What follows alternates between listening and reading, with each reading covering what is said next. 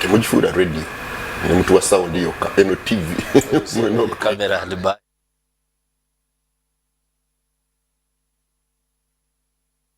To this week's edition of The Dialogue.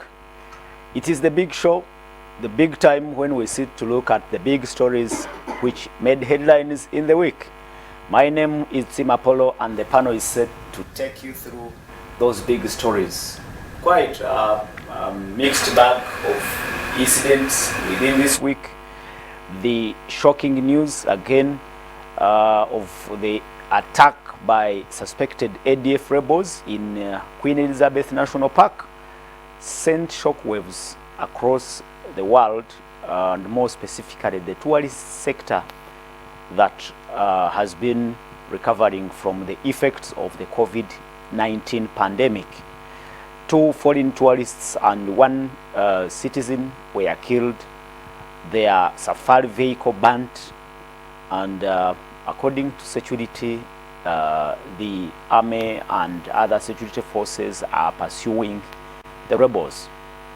But again, within this same week, we lost a prominent Ugandan, a senior citizen, senior civil servant, Henry Chamber, and he is well known for his book State of Blood, which exposed the atrocities of the Amini government. And he passed on Wednesday. And according to reports coming in, he will be accorded an official burial. And he served in important positions in government right from independence. Henry Chamber served as the principal personal, private secretary for the late Apollo Milton Obote, the former president.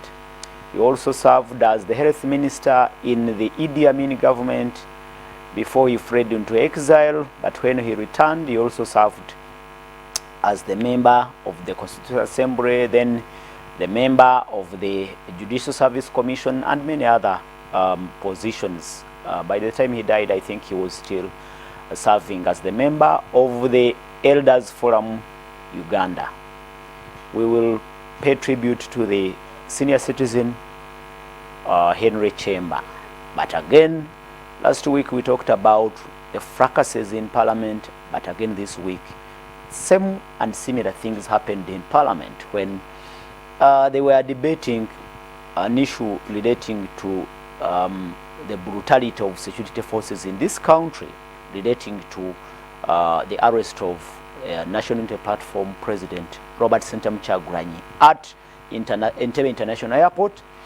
And in that particular plenary sitting, the presiding speaker, Right Honorable Thomas Tayebwa, suspended 5 members of the opposition National Unity Platform.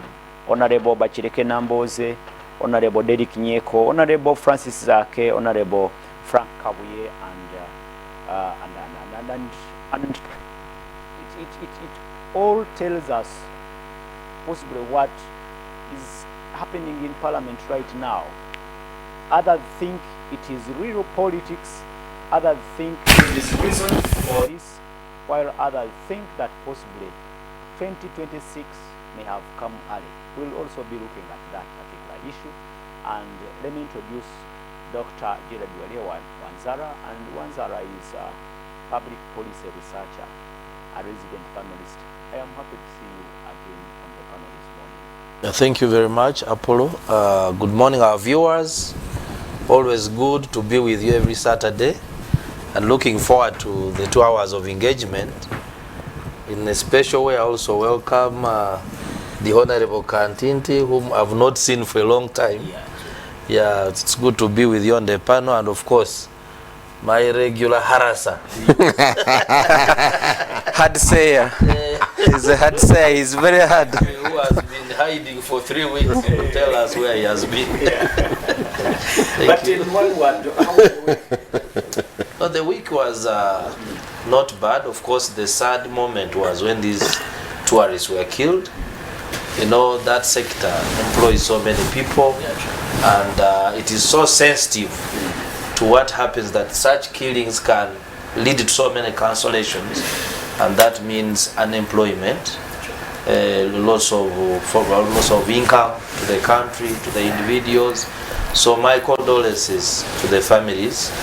And maybe across the border, I saw the Kenya MPs debating in their committee of parliament that they should introduce veto powers for countries that pay more in the East African in the East African treaty, the amended treaty, so that the countries that pay more money have veto powers, because they are saying some like South Sudan, Burundi are not paying anything to run the affairs of the East African community.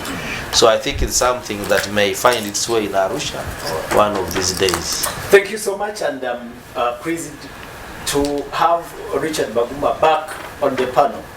Welcome to the big show, Richard. Thank you very much, Apollo. Thank you for welcoming you, my colleagues. Real Kantinti. It's nice to see you after a while. A very long while. Yes. After a very long while, yeah. But as always, Apollo. You've been missing in action. As always, by the grace of God, we are back here. I always say, God is so powerful, but He's so gracious. He's amazing. So yes, I have been running around, particularly because we are trying to gain momentum for alcohol control in Uganda.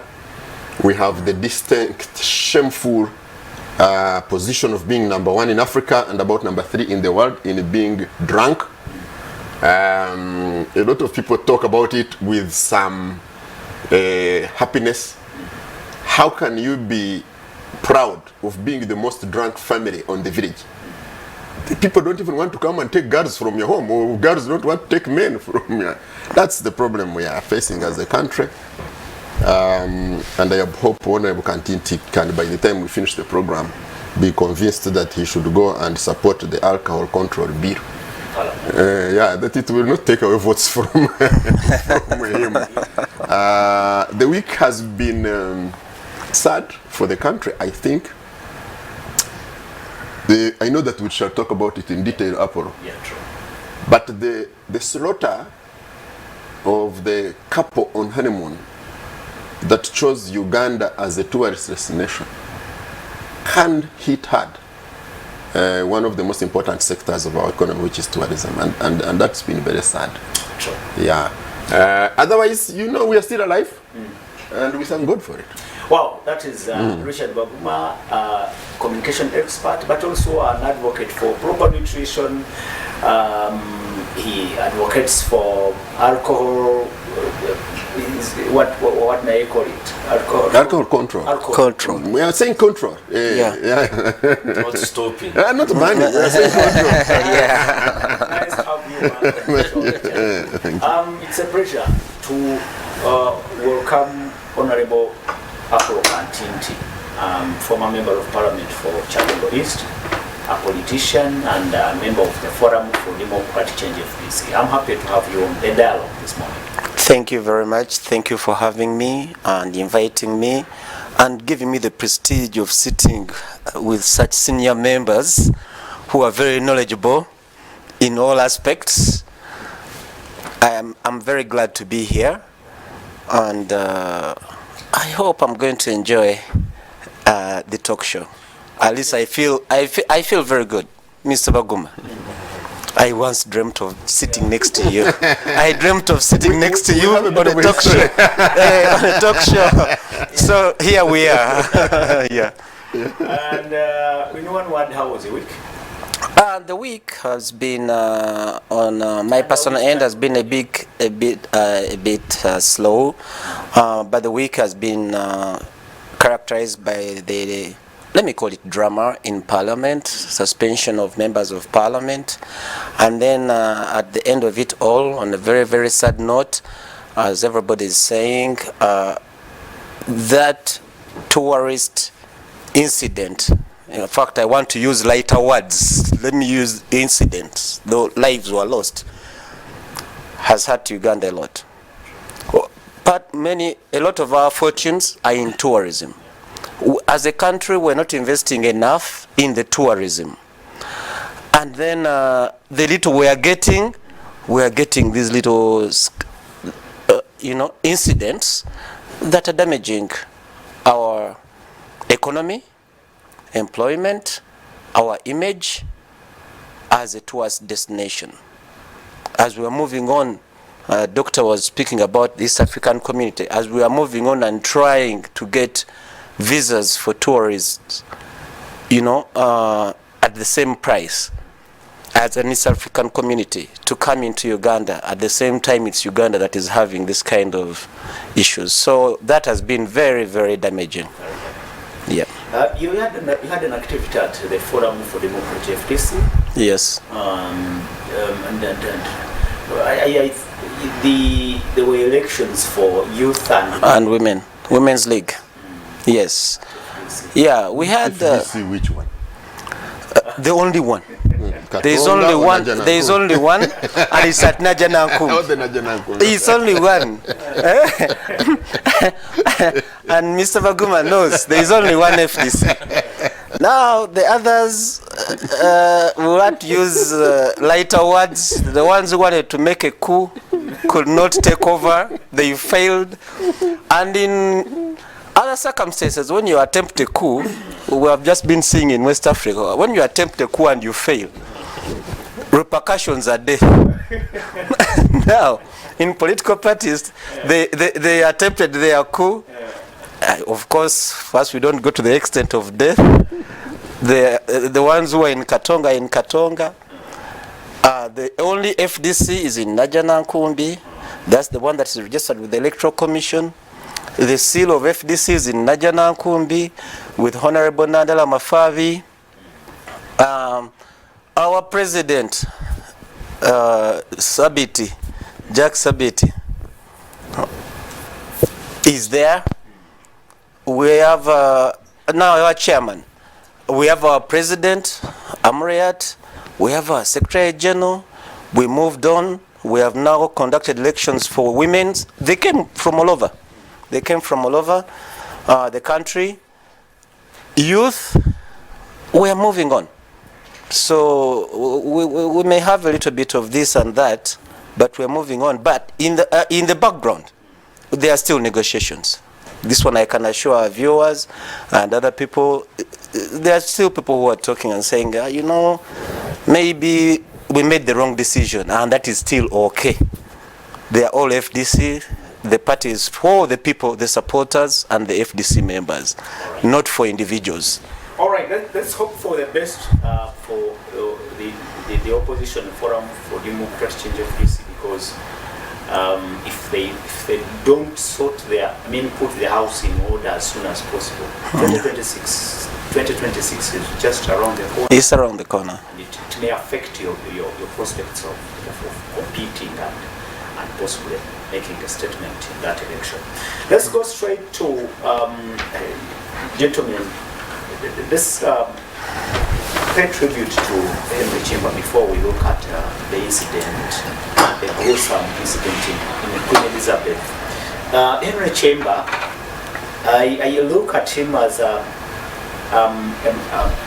leader, or a man who has seen it all, being close to power, close to Dr. Mbote, right after independence. Then you are so close to Idi Amin. Then even in the NRM government, you are also given a chance to serve.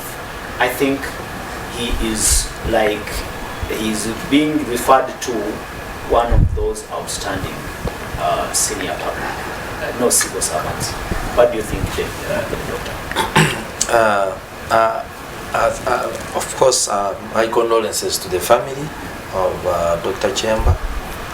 I will not discuss him in isolation of the civil service that Uganda had immediately after independence, where he served as a principal private secretary to President Apollo Milton Obote. From what we hear and read, the civil service at that time was ideologically oriented towards moving away from the colonial yoke and to drive some level of transformation in this country.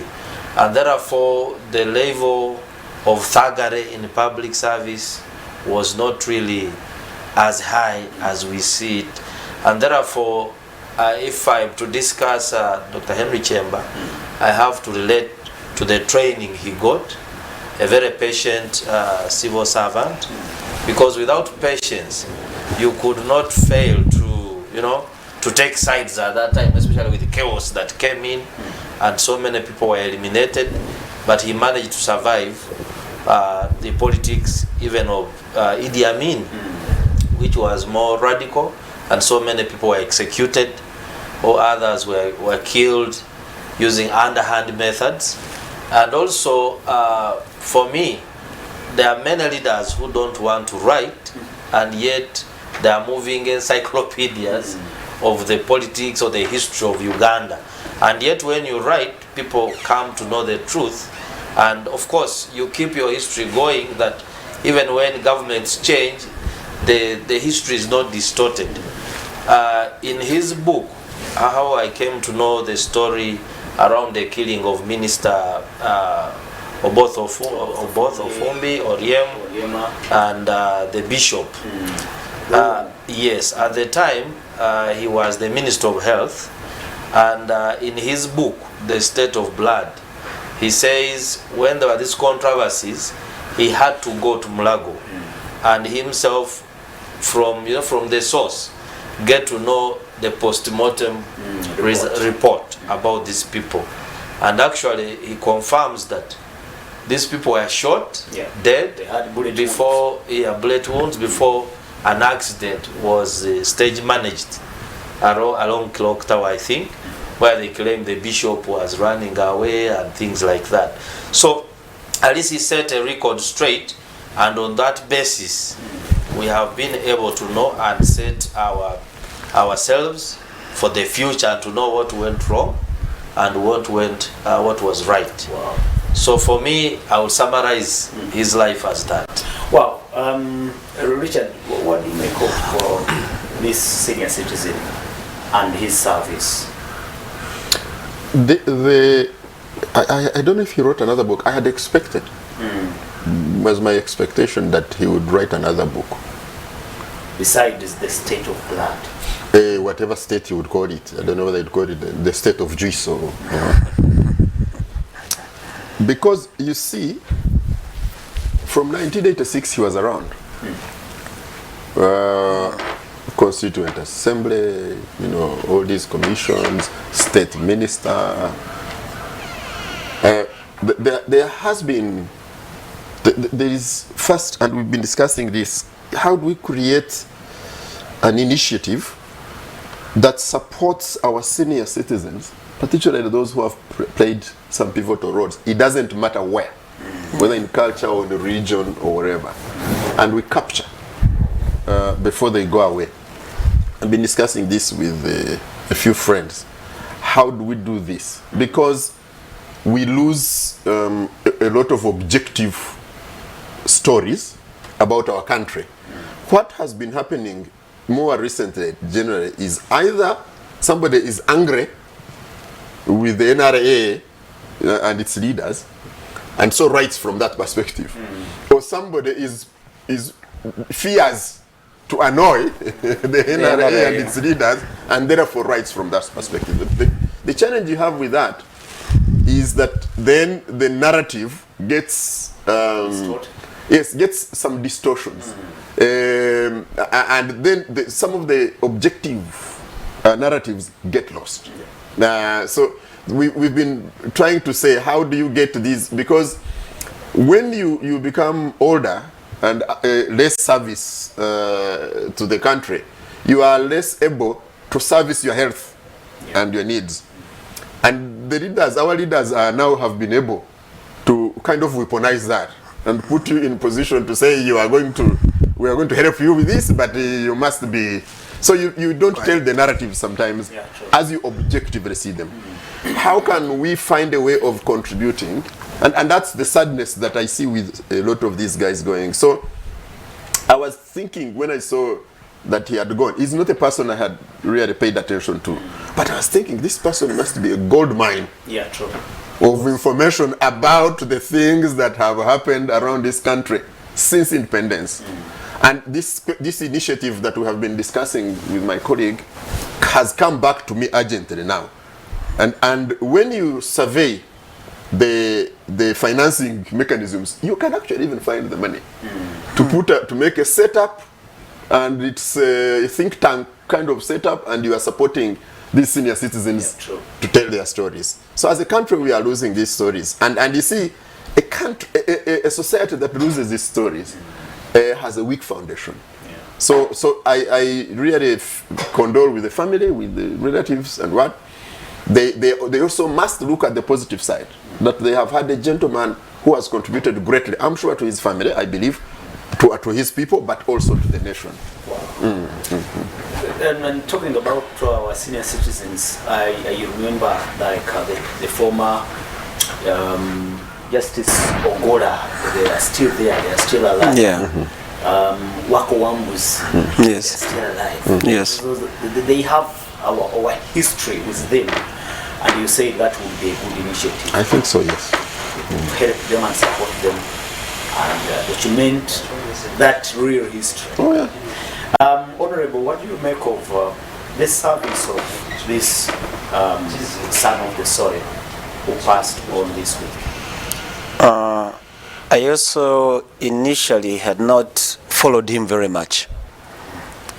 And quite honestly, until the passing is when I've been seeing a lot of articles in the newspapers, a lot of people talking about him, a lot of people talking about, I have not had a chance to read his book, but a lot of people talking about him.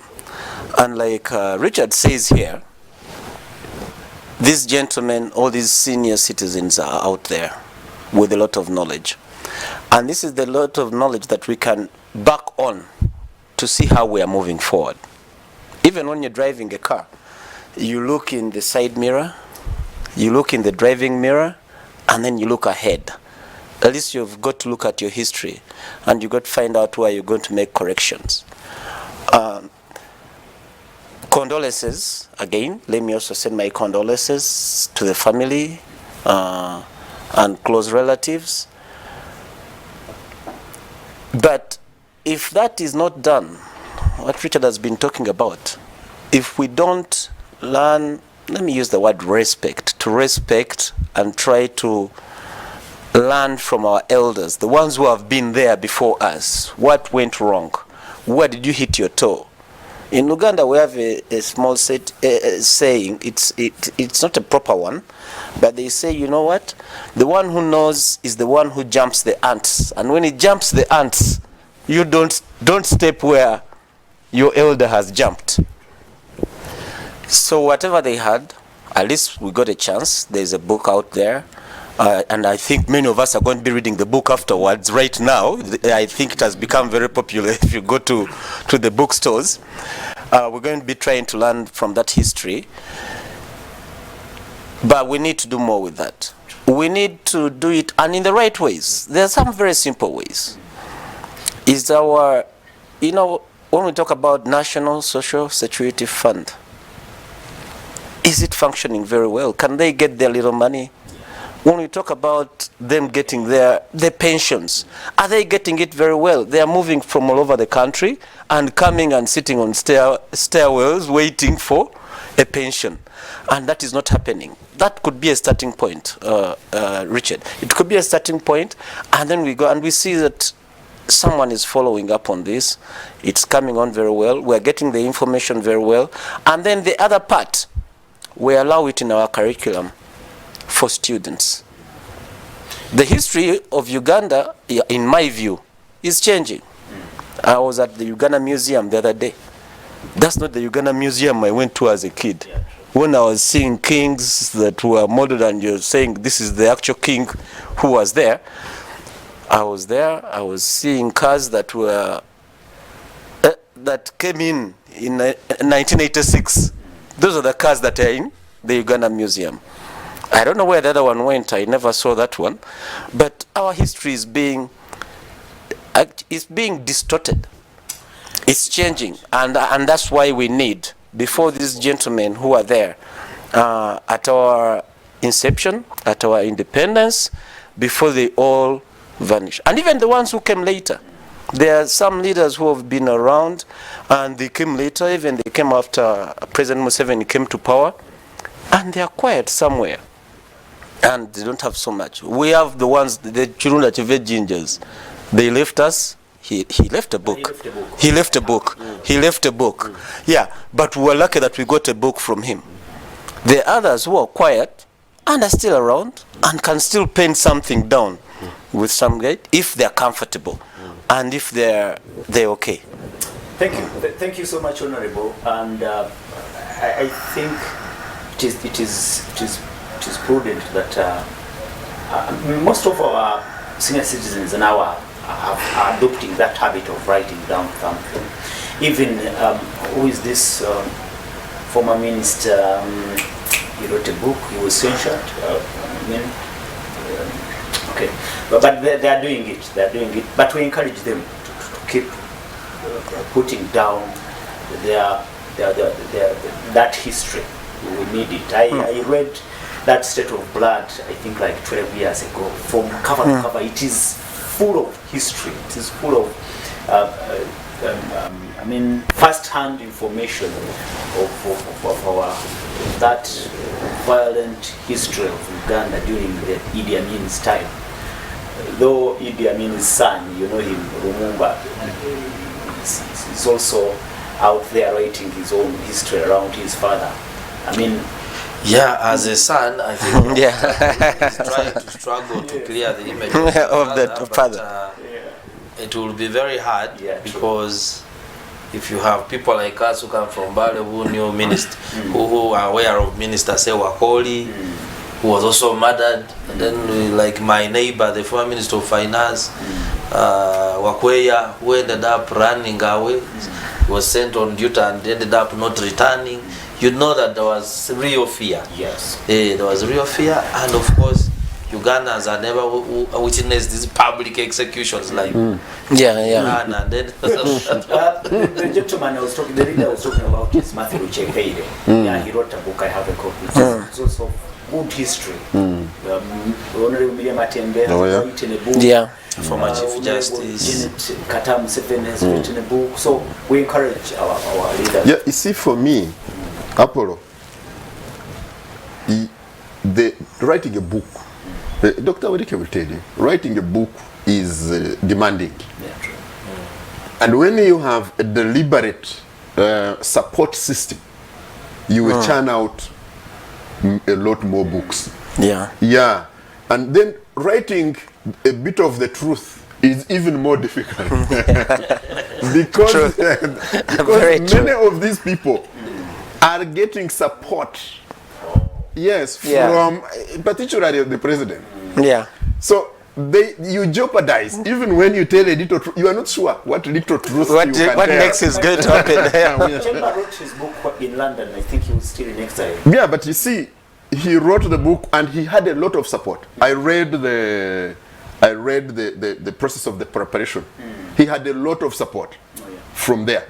Because this book was needed. Something was needed about Amin. Amin was all over the world.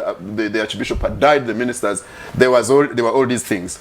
And the world needed a book. So he actually did work in record time. But now, after 86, when he came back, how many years is this? 40 or something? No other book. Why? Why? You know? So those are the things. We must build a support system for particularly these guys who are more vulnerable. and we have books like Betrayed by Mind. Yes, yes, Kazoro. Read while hiding. and I think Oliver Oxley also wrote a book. Oh yes. Oh, yes. So I am really concerned about our history, like you people have said. We know what happened with the President Museveni's book. So you he had to edit different it. editions. He had different editions. But so where are the religious leaders? Yes. They Exactly. retired the religious leaders. Where are the writings? how do we support the retired cultural leaders, the prime ministers of then, or the deputy catechumen of that time? Yeah. Where are they? That's so true. you see, that's my concern. That's very true. Now the religious leaders, with the religious leaders the other day, I was at another media house, and they had arrested a bishop, Pentecostal bishop, for going to hold prayers. And I told him on the talk show, I said, this is not a new thing. When FDC went to have prayers at Najana Nkumbi, we came secretively to have prayers. We were kicked out by the late Kawesi out of Najana Nkumbi. So I don't know why you're thinking you're going to have prayers. When COVID came, prayers were in State House, and weren't you watching them on TV? So this whole thing, we have all got to realize, in politics is about organization of society and resources. Now we have got to realize we have one client we are trying to find, and that client are the people. And as long as you can get the people together, and continue, you've got your message, or Richard has got his message, as long as people can get that message, you'll get your message through. And that is what is happening. That's why now the clergy, these days, we're seeing them at Kololo Airstrip. I still call it Kololo Airstrip. When you talk about the clergy, my mind immediately switched to the former Archbishop of Kampala, Cardinal Emmanuel Wamala. Yes. He's alive. Yes. Has he written a book? Exactly. Now, at what point? Seen it all.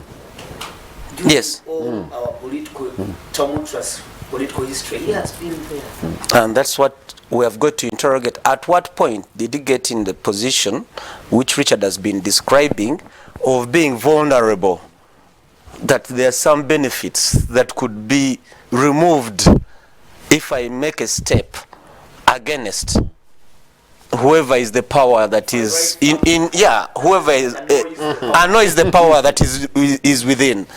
Recently, when they were at Kololo Airstrip, the leader that they had chosen got his brand new car, and of course those benefits are going to keep on rolling, and they will roll for as long as you subscribe to the status quo.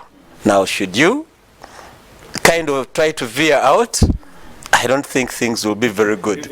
And that's why, yes, exactly. All right, thank you so much, our viewers. We again condole with the family of the late Dr. Henry Chemba, and we pray that his soul rests. Now let's switch gears and look at that horror incident in Queen Elizabeth National Park. Very concerning, especially to the tourism sector, which is still recovering from the effects of the COVID-19 pandemic. Really sad. 2 foreign tourists were murdered. 1 citizen who was their driver and their guide were also murdered. Well, it's good that the authorities have confessed that this was a mistake. The tourists should not actually move around with no security. And I hosted one government official here in the studios, and he confessed that he even visited Queen Elizabeth National Park, and he was allowed to roam around, to tour himself around the park. He said, oh my God, I would have been attacked by either an animal, wild animal. I didn't have any protection while I was on my self-tour around the park. So you see that there were lapses. These people didn't have a guard. They didn't have any security. I mean, I don't know. It's something we can talk about, and we can learn from, and draw lessons from going forward. People must be secure everywhere now. Actually, it's a grim reminder that the threat is still within us. Dr. Gerard. Yeah.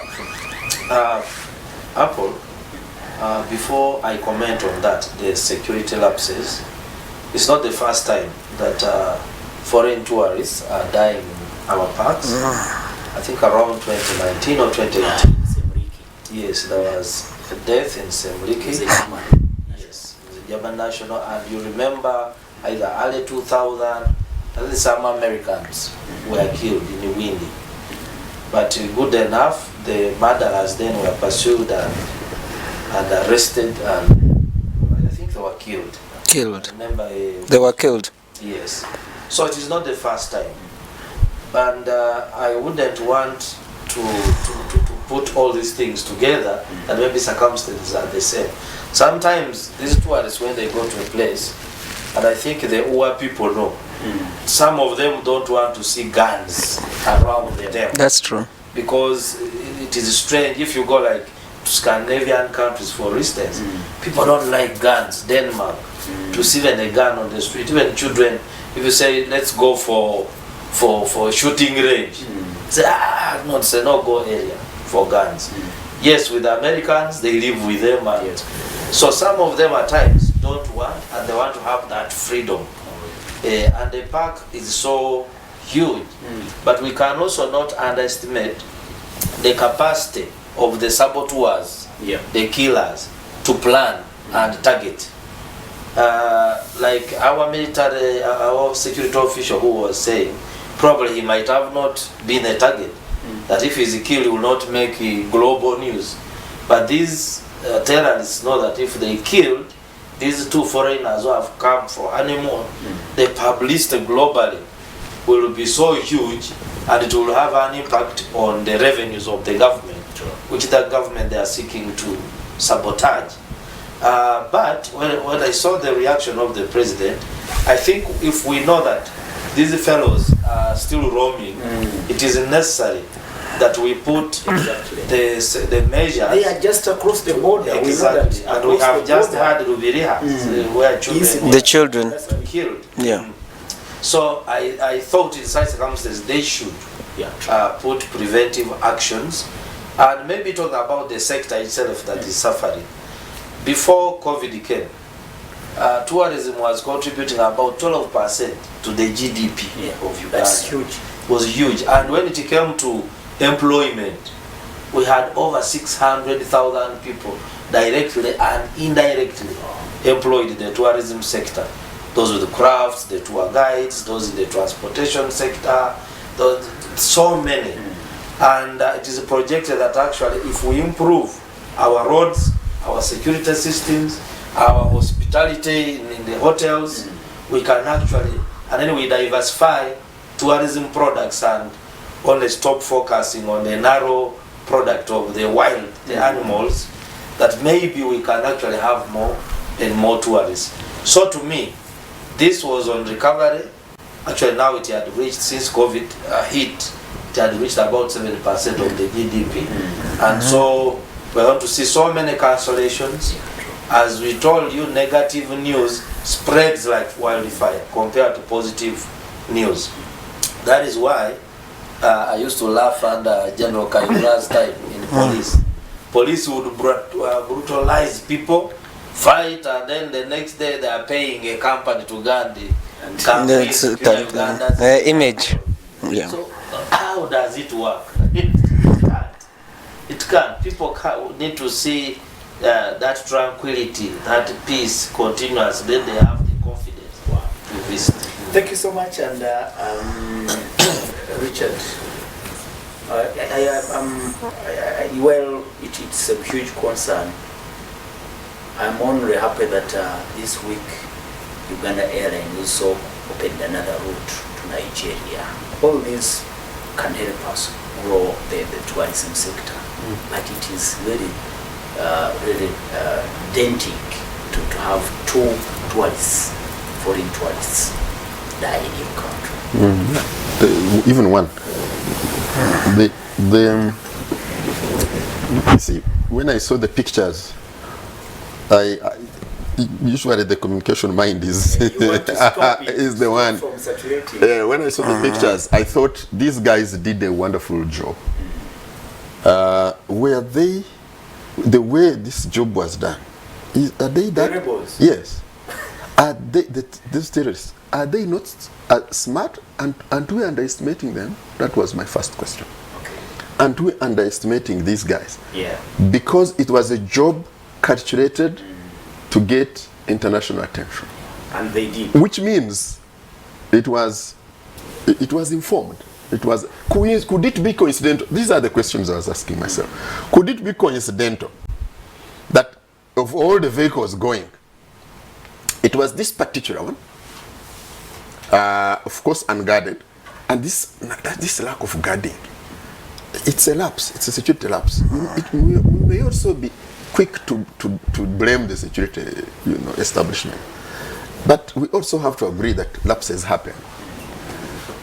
If you probably had the security measures that had been taken, you would, perhaps if you were a tourist, you'd feel comfortable that you are secure.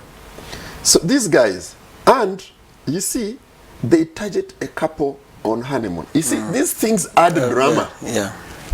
They bring headline. They add emotion to the story.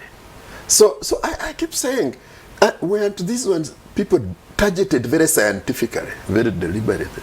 Are these supposed stupid roaming terrorists that stupid? Those are the questions. Richard, you must be right, because they target newly-wedded couple. Yeah. That is unguarded. I don't think everyone roams around unguarded. I have been to that national park. I was just thinking about myself, and I was telling my wife. We drove there. We drove in at night. I was the one driving with her and our two kids. They were young. Do you have guards? No, nothing. And we drove in, and we then drove around in a car similar to that one, open thing. And but how many years have we gone on without an incident in the park? So you also tend to lower your guard.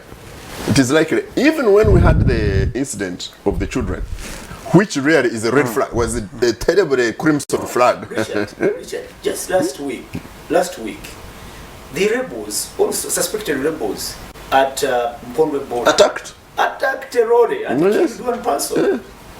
And they attempted to attack Mpondwe actually. They also burnt a lorry. So the red flags they had turned crimson for me. They had turned redder.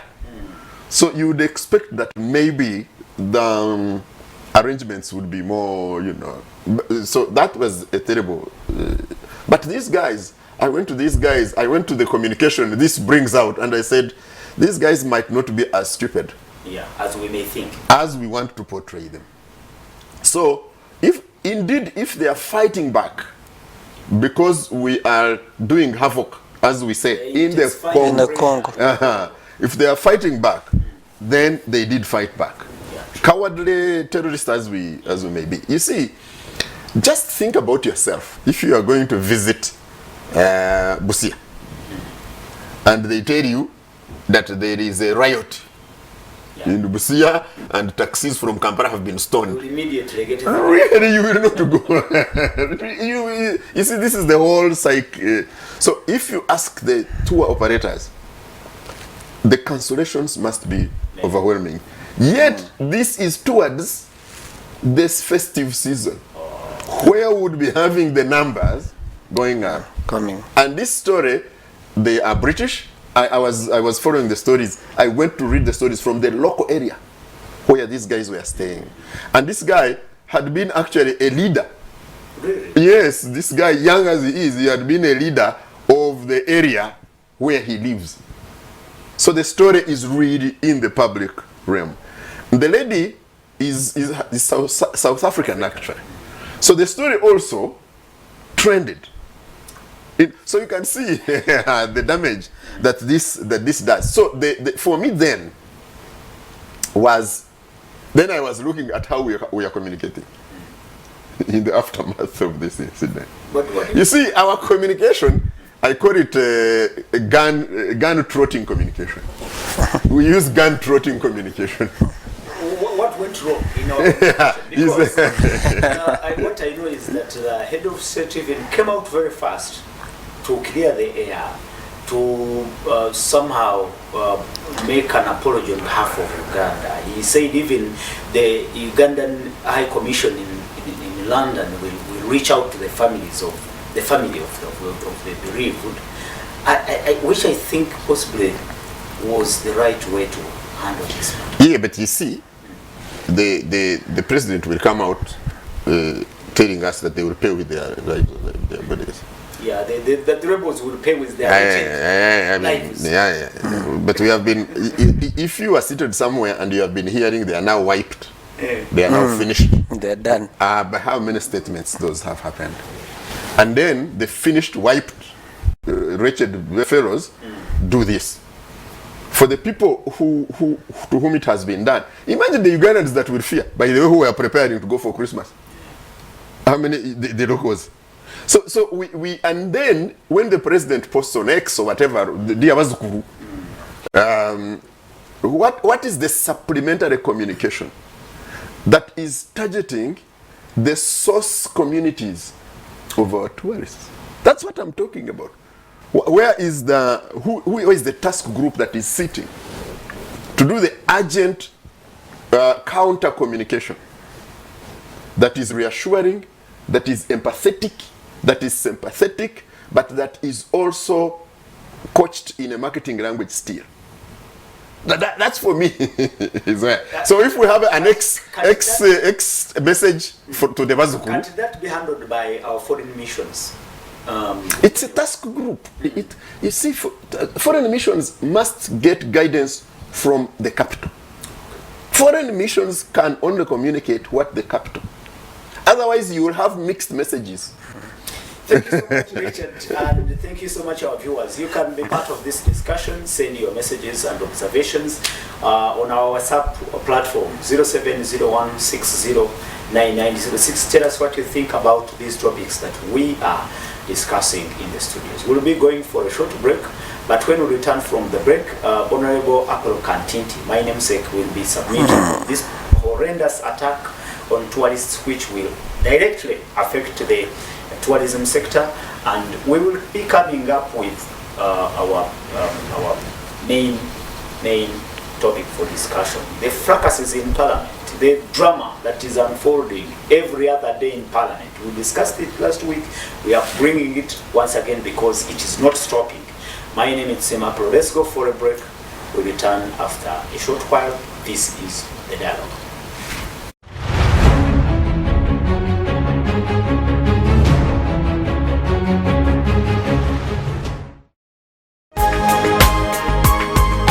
Apollo Kantinti is in the studios. Richard Bagumatinka Simire and Dr. Gerard Werewanzara are here to take you through those big stories, and we have paid tribute to Dr. Henry Chemba. We have also looked at the gruesome incident, gruesome murder of tourists in Queen Elizabeth National Park, and the questions are actually emerging how this ADF issue can be solved. We know that we have an army on operation in the DRC specifically to wipe out the ADF, but indeed they are still causing havoc back home. And according to security and from the commander-in-chief, these are remnants, and they are fleeing the UPDF fire in the jungles of Congo, and possibly they are telling us that this is imminent. This was imminent.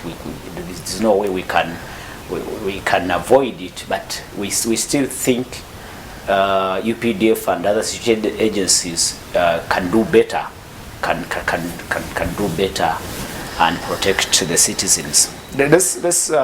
And we still have faith in our security systems. But when they talk about the security lapses, then we think those gaps must be plugged. Let me look at the comments before I bring in Honorable Kantinti. Thank you so much for the program. I greet all of you in the name of the Lord. You didn't give us your name, but let me look at even the profile, Mujisha Douglas.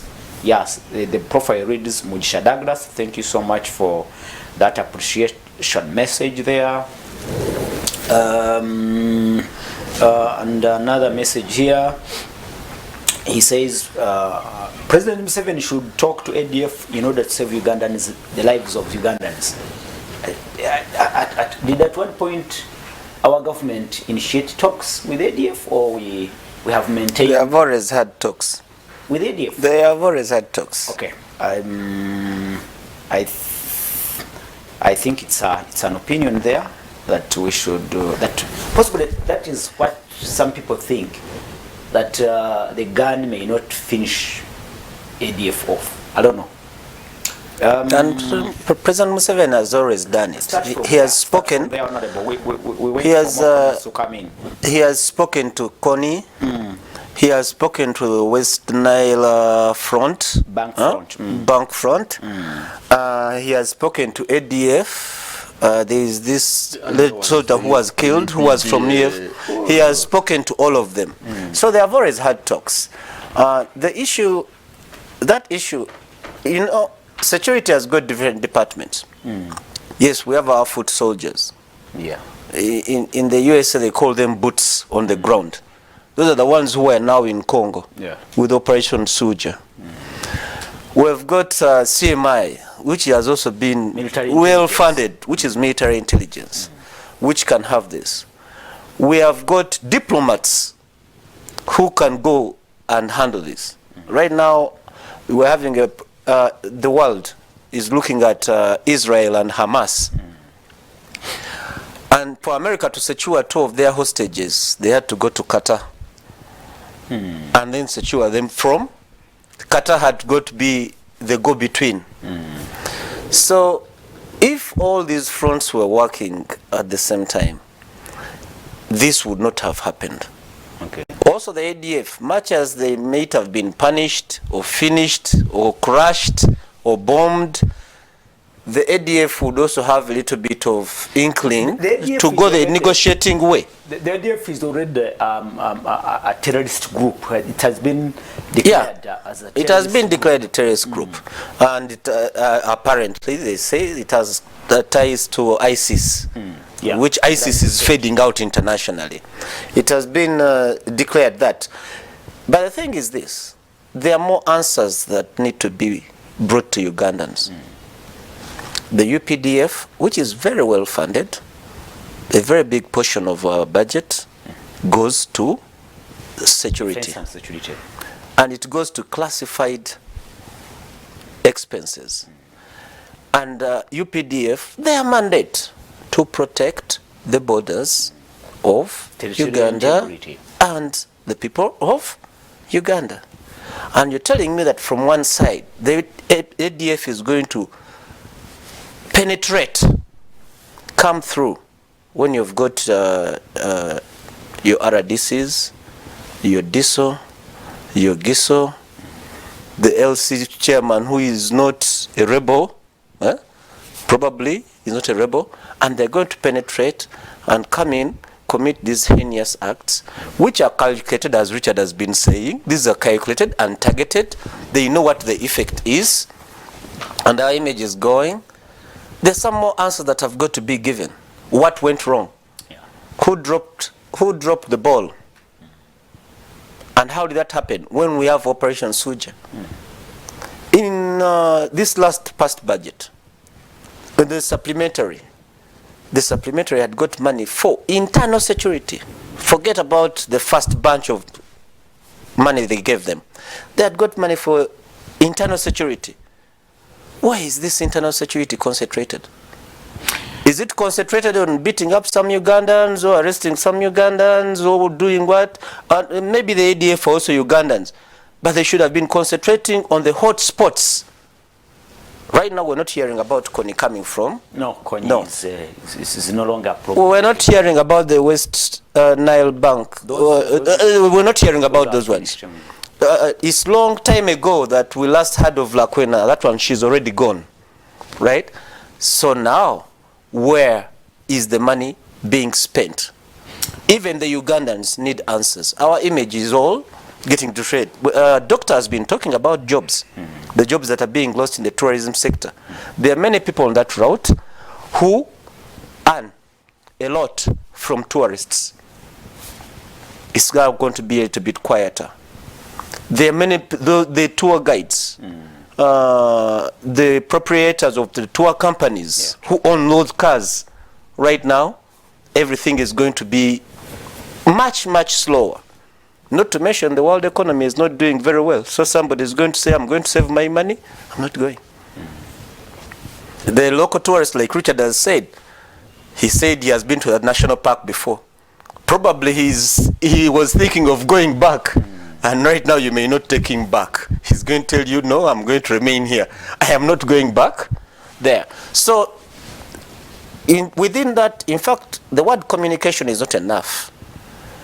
The word, maybe we should be using words like assurances and clarity and facts and telling us exactly how did this happen. Let them tell us they came in through this, like you've been talking about the border posts where they were trying to invade.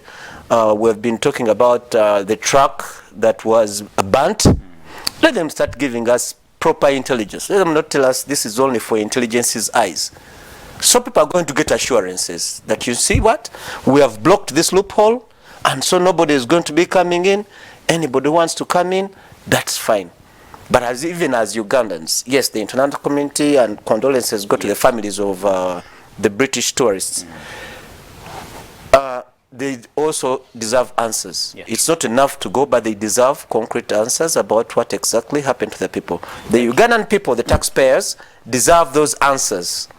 It's from their tax that they pay that this money is taken, and a very big portion of it is put into defense. Thank you so much. And we have to wind up on this topic. And Dr. Gerard Wanzara, I again remember the just recent incidents of bomb blasts at a church in Kampala, and then in Natete. You remember the foiled bomb blasts. When you connect the dots, the word is security lapses. That's what comes out. And I ask you, will this ever stop? One of the hardest groups to fight are groups that are ideologically inclined to religion, and then also where aspects of global politics and global conflict comes in. When I saw the people who claimed, responsibility, I saw a social media post. It was the Islamic State of Central African Republic and East Africa. These are groups that are destabilizing Mozambique, Uganda, DRC, and quite a number of them right now. Originally, the ADF were Ugandans, but right now we have seen our army killing and finding their half-castes who even don't know anything about Uganda, but they have found their way in the Congo forests. So such groups do not only apply like the field where we are in Congo. You must know that they also go for softer targets to make a name, to make impact. And a citizen plays a very critical role in the area of security. But I can assure you, Richard, and you can bear me witness, Ugandans on issues of security, we are zero.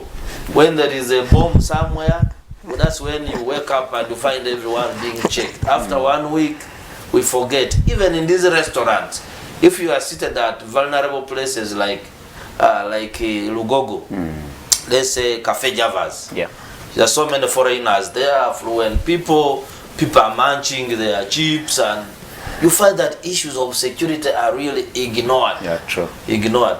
So I think we have to invest in the awareness of the citizenry, because you create a link. Vigilance. That citizens can feed security, but also right now there is hatred for security because of our politics.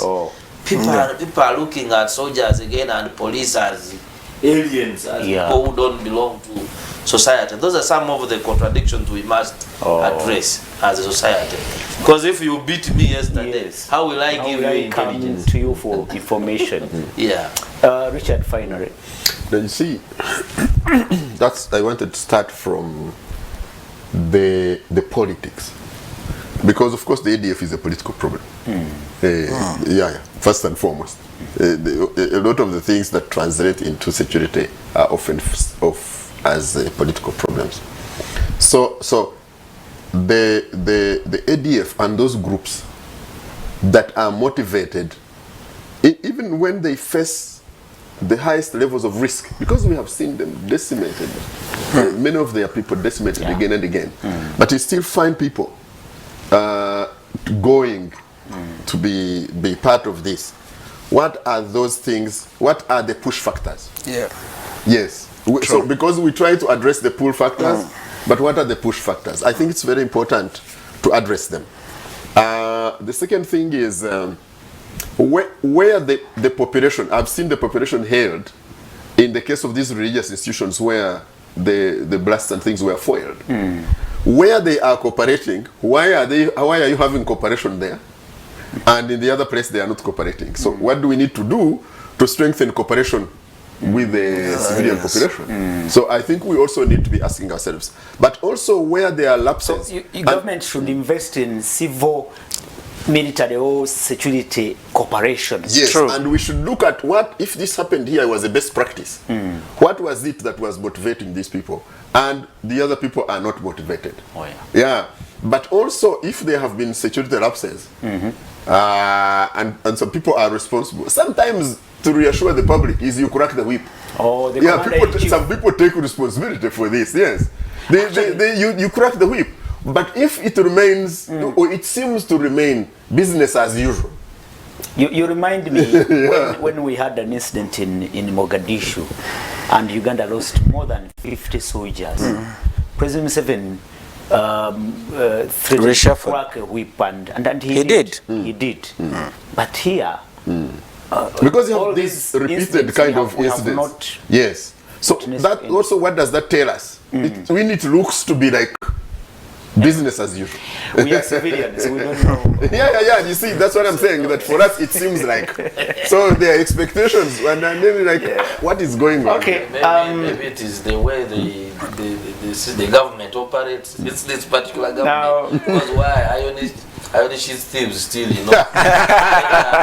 Exactly. He has not cracked the whip. I was told by an official there. It's embarrassing. The Karamojongs said the two ministers should not step in Karamoja, and they have not gone there. But they are in office, and yet they are supposed to. So they are working from Kampala. Yes, what on affairs of Karamoja. Anyway, your friend Major or Team Joel has already sent in quite a bunch here. Good morning, Mr. Apple and the panel. Condolences and prayers for the souls lost, the tourist and their guide, Dr. Henry Chamber. Okay, the strength of terrorists in their actions is the panic and fear of government and civilians, and surely this recent attack shows that ADF has gained or achieved government, he says achieved, maybe their intents. Government should stop pretending that all is well, as people are continuing to be slaughtered. They have the government. They have Jamil Mukuru.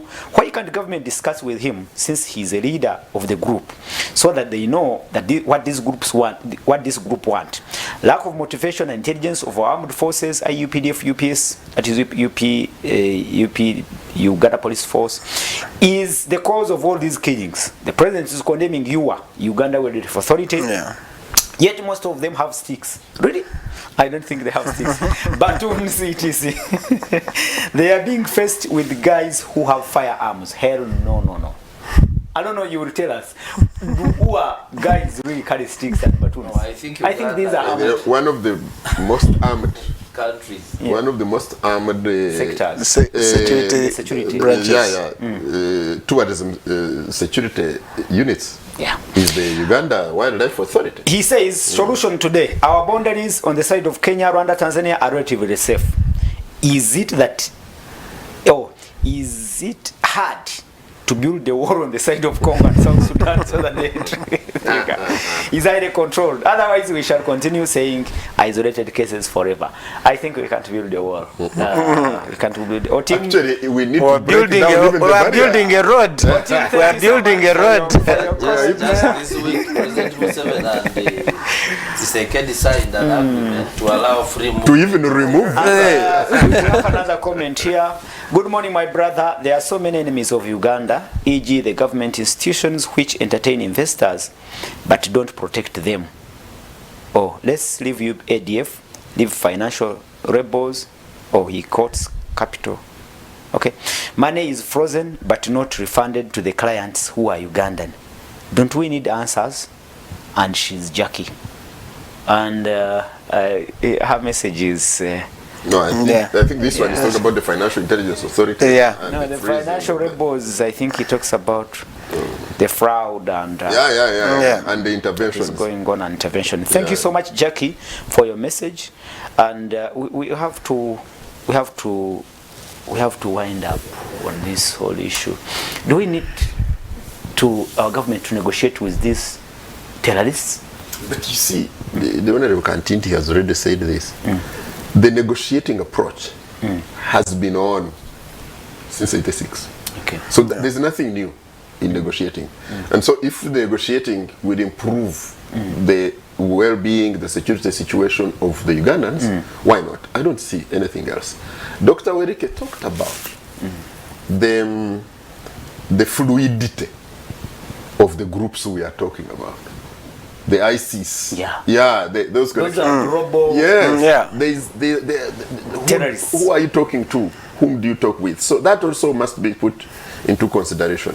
So I think for me, we also need a bit of reassurance. We need to see some movement in people taking responsibility, and the commander-in-chief showing that we can be happy that he cracks it. And looks like we are all focused on using the stick in Congo to finish off ADF. I'm talking about fire only. We are not talking about You don't hear that. Negotiations. Yeah, you don't hear that. You hear about the firepower. You hear. And the commander-in-chief is actually saying we have enough, we have built capacity, and I think every time he writes the Bazukuru after an incident like this, he talks about we have built capacity, we will smash them, we will in hot pursuit. But I also think partly it is the case of a mechanic solving any problem. They bring out a spanner. That's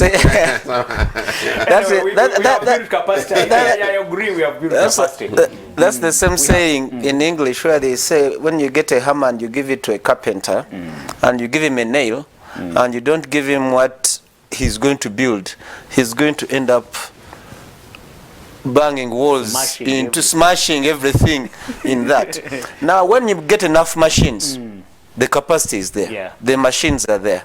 The boys are there. They are young boys. They are very fast. They know what they're doing. It's a new generation of the army that we have. And it has been, he feels it. He feels that capacity. He gets the military briefings. Thank you so much. And I encourage viewers to keep those messages coming in. Give us your observations on this and other topics, because we are now switching to Parliament. Honorable Kantinti called it drama in Parliament. And I looked at Parliament again this week after our discussion last week. Oh my God, it's turning into something. Well, I think it's okay. And according to the NUP president, he actually praised his soldiers in Parliament that they did good work. But others think this is pure politicking and I would start with you, Honorable Kantinti. You have been in that house. When you look at what happened, and not only in the members, you also have to look at the leadership of Parliament. Honorable Thomas Taiba, Right Honorable Thomas Taiba, Taiba this week suspended 5 MPs after it, and the contention was around playing a video of the arrest of Robert Sentam Kyagulanyi at the airport. and the authorities were reluctant. They didn't want the video played. Then it descended into chaos. And there have been 3 walkouts in Parliament around the same matter. You were in that house. What do you see from your own perspective? From one perspective, both sides are to blame in a certain way. Let me begin with, I was in the Parliament as an opposition politician. When you get there, there is some frustration. Yes, you get the titles, honorable. It's a very good title. You get all this help. Privileges. Yeah, you get all this help. They'll train you on what you have got to do, the etiquette, the behavior, what to expect, how you know what's happening. Actually, the staff will actually set up for you even what is going to come in committee, and they will do the research for you. The researchers are there; they do the research for you. But then, after that, you get an attack on Parliament. And I think my seniors will correct me here. Before this time when we had the Tujukwatako, where they threw out members of Parliament, when is the last time that Parliament was attacked? It was during Obote's time. 60 something. And that remained with our history. We have been talking about history. Now you're coming back. You have a very contentious bill, and members of Parliament are being, honorable members of Parliament are being embarrassed, are being beaten up, their backs are broken, you know, others have problems. Now they also begin losing that respect. They begin behaving badly. When you have them, I think it was last week, it was maybe this week or last week. Last week. When we had NUP, when they were going to have prayers at their offices. Yes. And then you had some honorables arrested and taken and treated in a very inhumane manner. It leads them to get very frustrated. And that's what leads to the walkouts that you're seeing. And that's where I'm kind of balancing it about the blame. If it were me, again, I wouldn't encourage these walkouts. Why? The NRM is no longer embarrassed. A walkout is not going to affect those people. They're going to continue going on with their business. You're going to walk out, and they're going to continue doing the things they're doing. There was another, and I think the leader of opposition, not I think, I know, the leader of opposition was complaining and saying there are some issues that we needed to be on the order paper. Yeah, true. A debate on human rights, accountability on the people, the missing persons, accountability on the people who died before, right? And taking responsibility with that. Those issues, the way Parliament works, the leader of opposition may take some of these requests to the speaker so that they can be put on the order paper, yes. And they will never see the day of light. And when I was there, it frustrated some of us. You have some issues you want to talk about, they never get to see day of light on the order paper. So you become frustrated, and that's what happens. Now, on the other side, this one, let me do it. And there is a colleague of mine. In fact, when we went to Parliament, we first did our first talk show on Spectrum. When we had just gone in, we were both fresh, me and Taiwa. And he's a nice guy, and I respect him. But at the same time, I think he's trying too hard to show that he's doing his job as deputy speaker and his NRM. And he's trying to run away from, he used to be FDC. Those Taiwas are the ones who are sweeping the streets for VCJ. Right? So right now, I think he's trying too hard to show that I'm a very good cadre and I'm a very hard one. And you, numbers, I will sort you out, and all of you I will. I will suspend you, which is what he can do. But again, we go back. There's something else that we have got to notice. It's the same parliament. Much as sometimes his behavior is not very becoming, right? But we are going back and we are seeing courts of law saying the rules of procedure of parliament were not followed in punishing Zake. And he's the same person, again, in the middle of this saga. So if Right Honorable Deputy Speaker Taiwa is doing this, let him do it right in regards to the rules of procedure of parliament, and it moves on. But before that is done, they should find out what exactly is frustrating, because there are members who want to make submissions, who want to have a proper debate. And I know for a fact, when I was there are some NRI members in the corridors, when you talk to them and say, Naiba Nai, you people, can you see this? And they're like, you bring it. You bring it to the floor, and when you bring it to the floor, first we'll keep quiet, or we'll do what? And it will pass. But he doesn't get that. So that's the frustration that is going on. Dr. Wanzara, Honorable Kantiji talks about the frustrations that possibly may be fueling these fracases we are now seeing in Parliament. Apollo, first of all, I also want to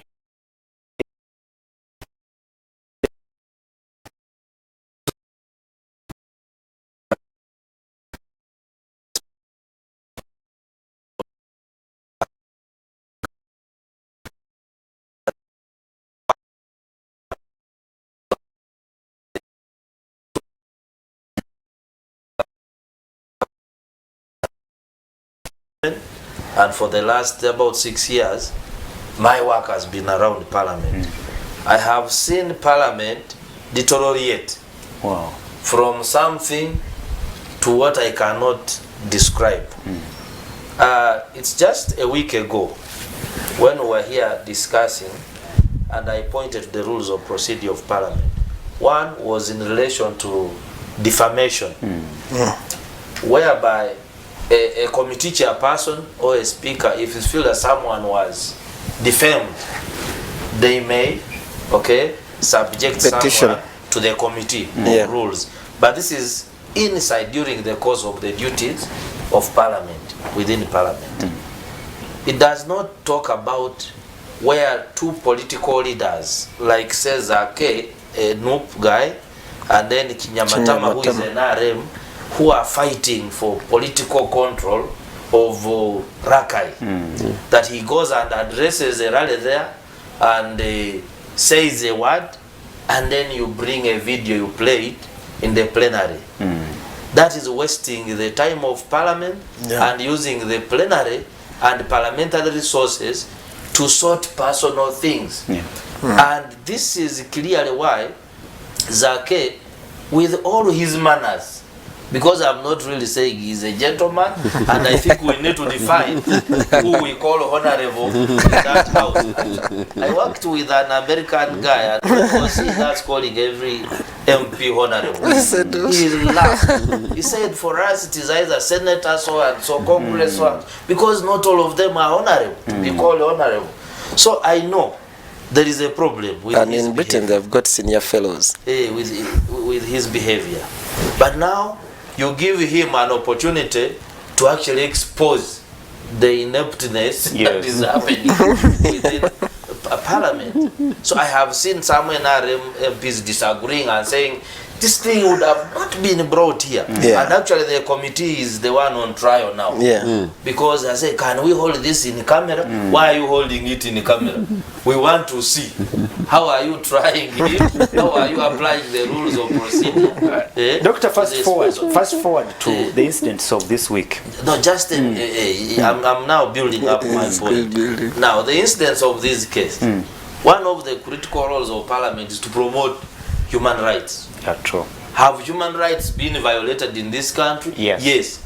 Have people disappeared? Yes. I have friends of mine who stayed in a safe house for 2 years. Really? But they were lucky. They knew some people in the government who got them out.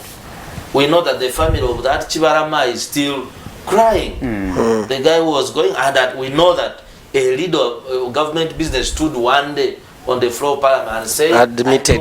Right, we have him. Yes.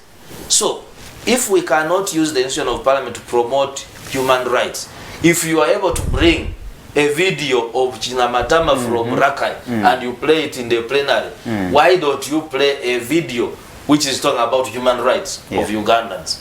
So for me, it is about double standards and using the privileged positions of parliament to fight individual battles. So you agree that desperation and frustrations may be the factors now that are causing the fracases we see in parliament today? Absolutely. I know that the quality of some parliamentarians is not good in relation to debate, character and things like that.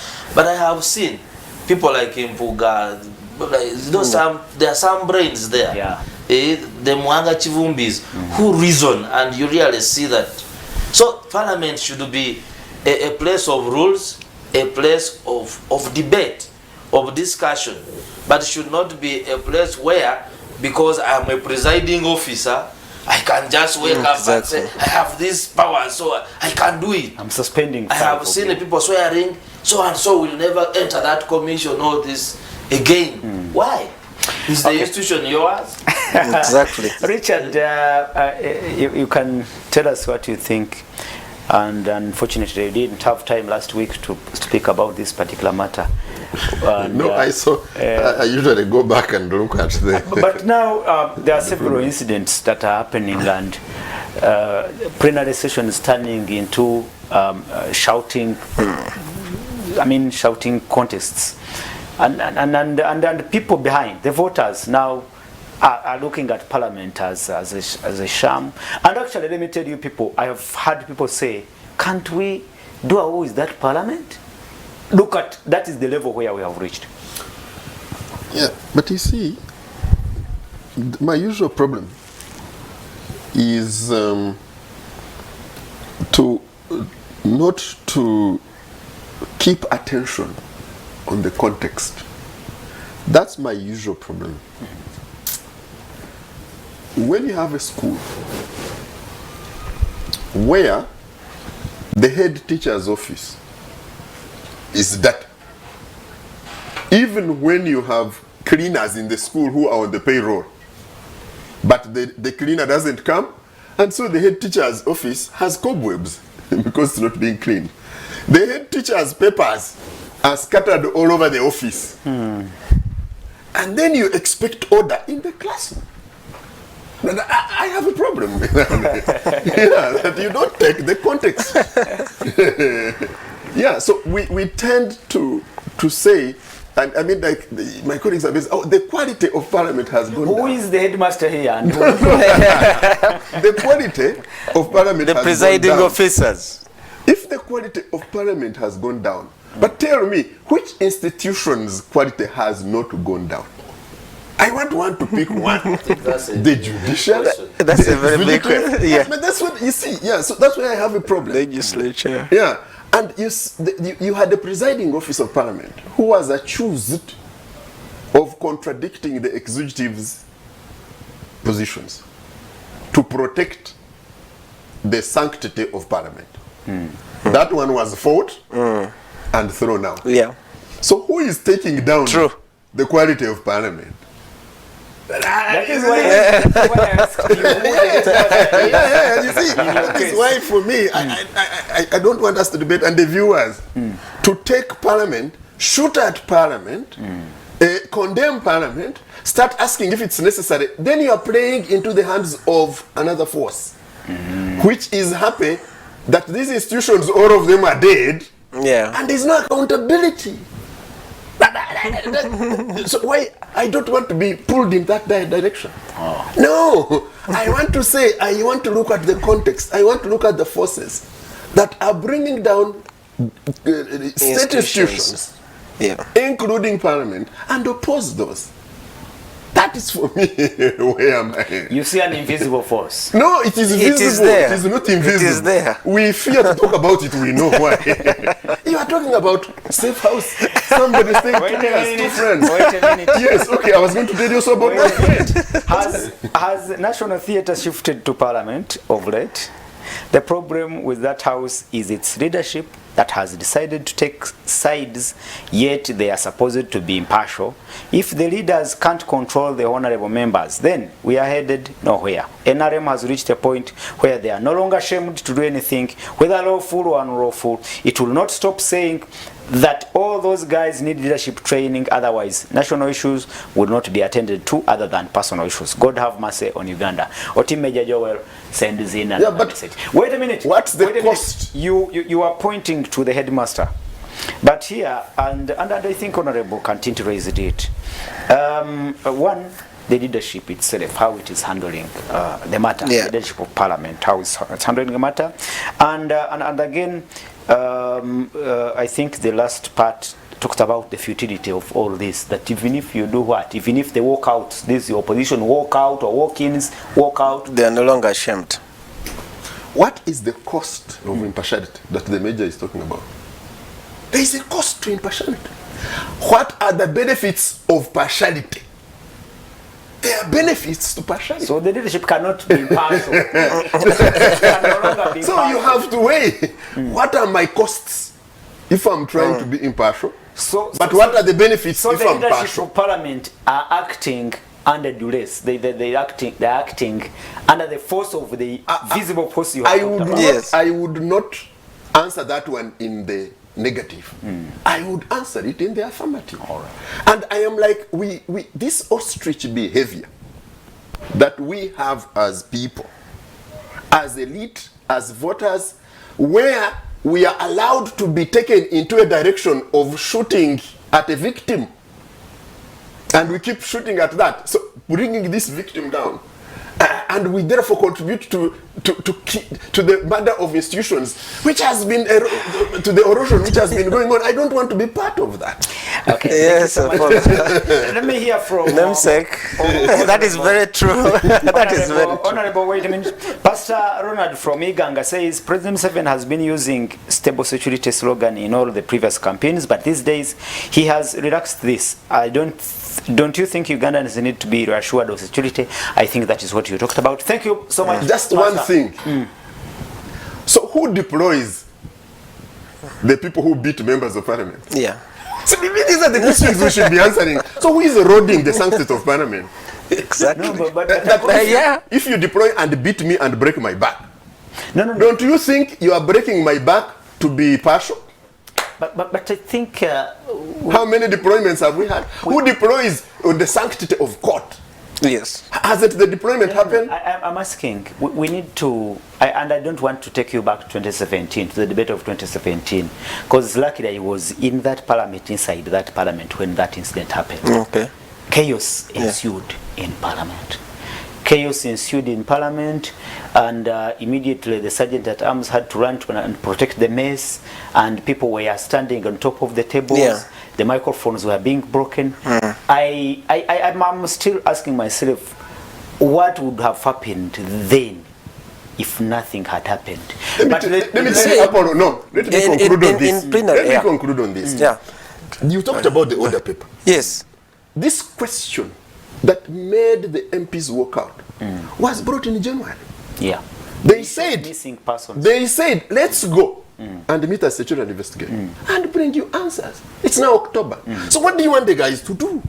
Okay, honorable, you can. We actually winding up because we only have like 10 or 12 minutes. What do you think now? What is Parliament now turning into? If we have, because you seem to agree with Richard, that there is influence on Parliament. Now this influence is causing frustrations, and like Richard says, we the people, the voters, are looking at the wrong. I mean, we are choosing the wrong person. Now, what is it turning into now? First, since we have about 10 minutes, real quick, again, let me thank you. namesake, for bringing me here with Richard. These are very bright gentlemen. Yes, And Doctor, they're very bright. I've been following them. Richard, I've seen on several media houses.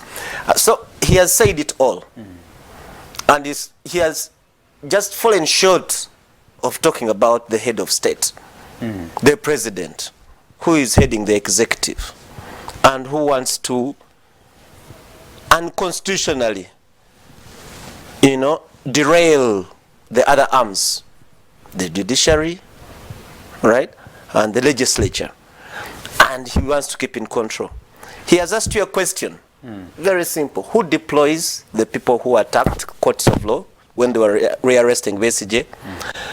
Who deploys the people who came to parliament, dressed very smart like you in black suits, but they were very good at boxing and breaking people's backs?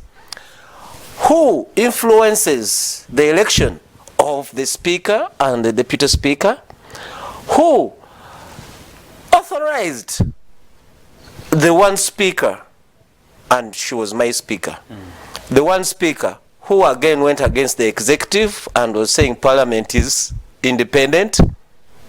Any person who is watching us here knows it's President Yoweri Museveni. So this is going against our constitution. We have 3 arms of government, and they're supposed to be independent, or they are supposed to be independent, and they're supposed to be all powerful and independent of each other and carry out. That is how the framers of the constitution put it. They would have put it otherwise. So the answer is very simple.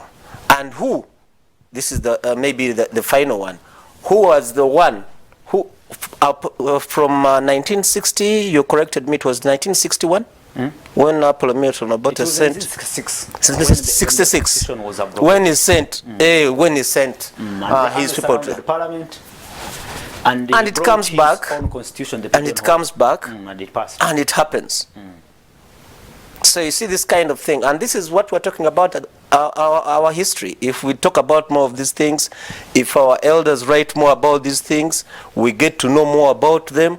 When we see history repeating itself, we'll be saying, you know what, this happened before, it's happening now, and it's still happening now.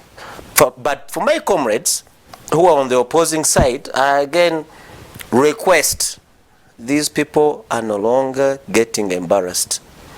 The doctor was talking about the iron sheets. We spoke about it very briefly. The people who took the iron sheets are still in office. The people of Karamoja are telling them don't come back to Karamoja, but they are still in office. We have spoken about the military lapses. Yeah, military lapses, as I conclude. The military lapses. Sometimes the whip has been cracked, other times it has not been cracked. We have had several investigations. Where are the reports? Thank you so much, Honorable, and we must wind up because our time is far running out. Good morning, Apollo and your panel. To me, what is going on in Parliament is expected. What do you expect from Parliament that works for its benefits? Because if you're a member of Parliament, why do you have to even enter the chambers when you have already detected officers around Parliament? If not looking for media coverage from both sides, whether opposition and ruling government. I am Abel Keru. I think he speaks about the opportunism, but this is always in politics. When you find an opportunity, you'll find a way for exploiting it. And I think I agree with in what line, you're saying. Exactly, that's what I wanted to ask you, because I saw the Right Honourable Prime Minister. Honorable Robin Nabanja, So that's what it, yes, saying that that the opposition are actually regurgitating the same issues just to get political, mileage from the same issues, and that is why I asked. Do you see politics in all this? no, for me, what I saw this week, I think it was just tactics, because last week someone had been referred to the committee, and now they had to bring a matter that touches everyone, a matter of human rights and accountability, and also said, okay, the public is watching, let's bring a serious matter and we see how the speaker handles it. So but when the speaker attempted to to strangle it. In preference for the one of Kinyamatama, I think it exposed the leadership of parliament. So it was about tactics. But as we end, this bed here we are laying called Uganda, if we are not serious, we are all going to sleep in it and we shall face the same consequences. Yeah, true. To be sincere, let's go to the basics. Unity in diversity, are we promoting it? For God and my country, is God a thief? That we should, we pray. You find all the thieves in Kololo praying, morning breakfast meeting, praying. And yet stealing public resources. Yeah. And the IGG is even crying, moving everywhere. She's failing. IGG got instructions. She got instructions. She knows. Creating kings where they are not supposed to be, they are not there. Do people need services or creating kings? Giving chiefdoms and walking around with the military? What value are they giving? So these are the things we must think about. And Comrade Rugarama is watching. You said he's in London, he's in UK, where is he? And thank you so much, Comrade, for the comment. He says, salutations to you, comrades, and kudos for the intellectual dimension you have given the debate. We have a very young population. Wait a minute, I'm reading from his comment. Many talking points, but I will be there next time. Thank you so much. We'll be looking forward to having you on the show, Comrade. We have to wind up. I only have 5 minutes. Let me start with Honorable. Richard, your parting shot. It is important that, particularly for us who have platforms, to be more honest, but also more critical in sharing information with the public. It is wrong to be dragged by dishonest discourse, by dishonest discussions, by one-sided arguments, and we start throwing stones in the wrong direction. I think it's important to wake up to where the real power is, where the real erosion and corrosion of public institutions is happening, where inaction is, and we should direct our frustration there. We should finally not just condemn the opposition's walkout. I know that we have a shameless leadership, so even when they walk up, they may be ignored, but at least so far they haven't been ignored. But for you to bring an issue in January, you are promised it's going to be on order paper. It is now October. What else should you do? What other tactic do you have? And government, I think the Human Rights Commission, it is this week, acknowledged that 18 members of the opposition supporters are still unaccounted for. So even if we take the 18, we know the number is bigger. But even if we take the 18, that's one too many. But finally, from you, Doctor, talked about the tactics. Did you see some tactics this week? For me, I told you. Which possibly tell us that 2026 may be coming early. No, no. You see, people say opportunism. But I took the opportunity to bring it to the presiding officer. The presiding officer presented it and said, let's wait. The security team will come and explain. It's 10 months away. What else do you want me to do? People accuse people of opportunism to go to the media. Thank you. Which single platform of expression is the opposition remaining with, except the media? They can't even be allowed to speak in their headquarters. All right, thank you so much. And your parting shot, Nemsek. Yeah, my parting shot is I'm going to begin from where Richard has ended. Economics 101, we had something called opportunity cost. That word is the same, almost the same as opportunism. In Uganda, we have something that says choyaga chikuseza.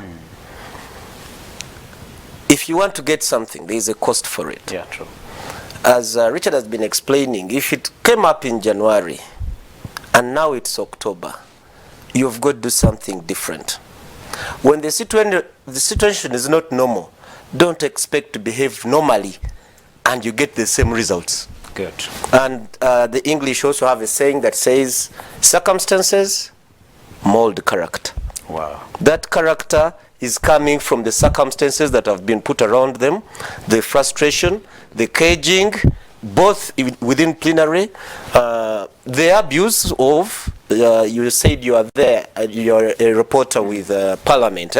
You know that members who are not members of Parliament, when they come in, we call them strangers. Yeah.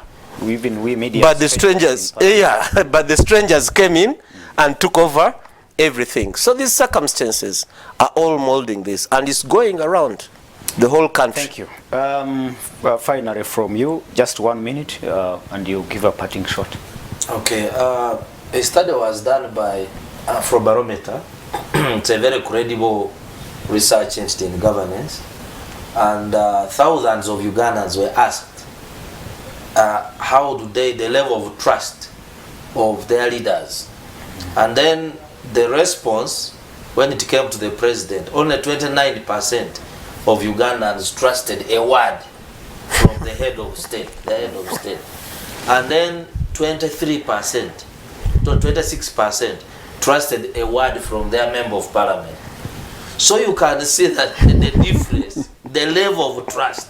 And yet, if you go say to parliament, the code of conduct says that MP should try to build public trust and then promote public interest and then avoid conflict of interest with the private interest.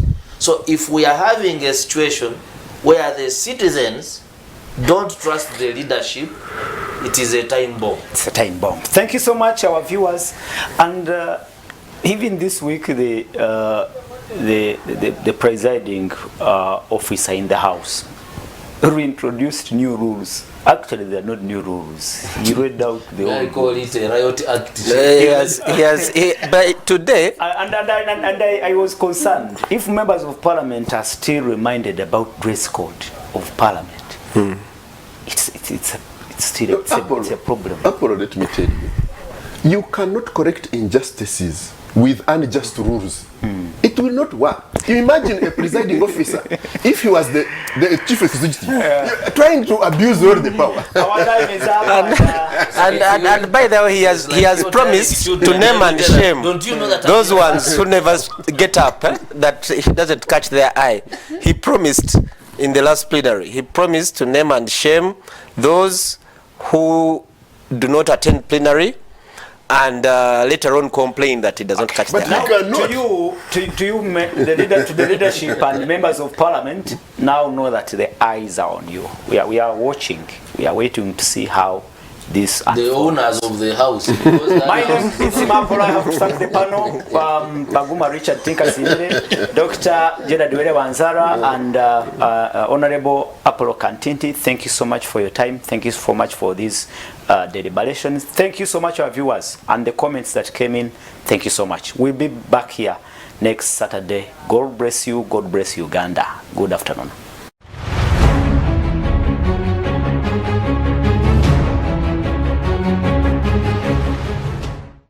All views and opinions expressed in this program do not reflect or state those of Salt Media and its management. These are views of the guests.